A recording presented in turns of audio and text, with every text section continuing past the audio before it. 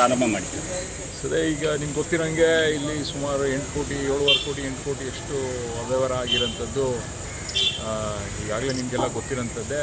ಇಲ್ಲಿ ನಮಗೇನು ಬೇಜಾರು ಅಂತ ಹೇಳಿದ್ರೆ ಪಿಗ್ಮಿ ಕಟ್ಟಿದ್ದವ್ರು ಅಂತ ಹೂ ಮಾರಿ ತರಕಾರಿ ಮಾರಿ ಇಲ್ಲೆಲ್ಲ ಕಟ್ಟಿದ್ರು.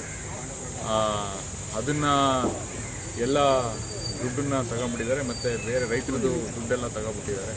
ಅದನ್ನು ನಾವು ಸರಿಪಡಿಸ್ಬೇಕು. ಅದು ಕಂಪ್ಲೇಂಟನ್ನು ಕೊಟ್ಟಿದ್ವಿ. ಅದಾದ ನಂತರ ಏನು ಪೊಲೀಸ್ ಡಿಪಾರ್ಟ್ಮೆಂಟಿಂದ CID ಡಿಪಾರ್ಟ್ಮೆಂಟ್ಗೆ ಹೋದ ವಾರ ವರ್ಗಾವಣೆ ಆಗಿತ್ತು. ಇವತ್ತು ಇಲ್ಲಿ ಏನು ಕಸ್ಬಾ ಸೊಸೈಟಿಯಲ್ಲಿ ಜನರು ಬಂದು CID ಅಫಿಷಿಯಲ್ಸ್ 10-12 ಜನ ಬಂದಿರಬೇಕು.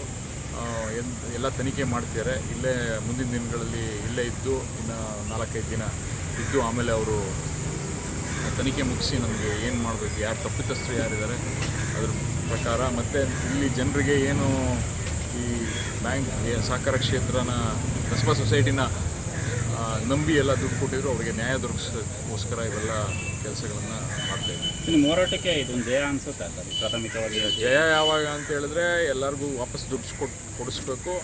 ಅದಾದ ನಂತರ ಮುಂದಕ್ಕೆ ಸೊಸೈಟಿ ಸರಿಯಾಗಿ ನಡ್ಕೊಂಡು ಹೋಗ್ಬೇಕು. ಆವಾಗ